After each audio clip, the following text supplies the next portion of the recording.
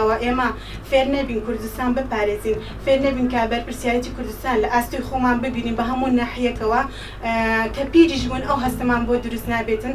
بۆیە هەریەکۆ لە ڕاستی خۆمانەوە لە تەنیش ماڵی خۆمان لە شارەکان جادەکانی خۆمان پێویستە پاکوخانی کوردستان بپارێزینەوە ئەو داروبارانە کە هەنا نەیقرتێنین و لە ناوی نەبین و سەر شەقامێکی گشتی کە دەڵێت شوشەیەک ئاوا فڕێدەدا دەڵێ داخەکەی خۆم بە حکومەت دەڕەش بە حکومەت خانانی کاتەوە نابرا ئەوە حکومەت نییە، حکومەت لە من و تۆ پێکاتوینە سەرەتا دەی بە خۆمان کارسازی لە خۆمان بکەین، پاراستنی ژینکە ئەخلاقیە چۆن ئەمەیە گەنجێکین باغ بە وەکو هاوڵاتی باغ بە ئەخلاق خۆمان بە ڕۆشت و بە ئینسانیەت دەدەین دەبێت ئاواز لەلایانی ژینگەوەش بڕوانین.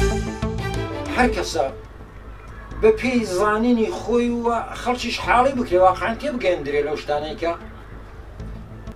دەبێتە هۆ هاکاری ئەوەی کە زەربە لە ژینگە بدات، زەربە لە دار و درەخت و شینایی و سەوزای ئەو شتانە بدات. واقعان ئەگەر ئەو ڕۆکانە ئەمە نەنهەوێت نەیکەین واقعان جێ و مەکانی نەوە و نەتیژە و نەدیدەکانی خۆن بەدەستی خۆن وێران کردو و خران کردو. پێم خۆشە وەکو هاوڵاتیەک پێم خۆشە کوردستان سەوزپۆش بێ. بەڕاستی دەمەشان وڵاتان دەکەین، ئەو وڵاتانە زۆر سەوزایی لە پێشنیانی سەوزایەکی گەشت و جوانیان هەیە. پێمان خۆشە کوردستانیش بە هەمان شێوە سەوزپۆش بێ.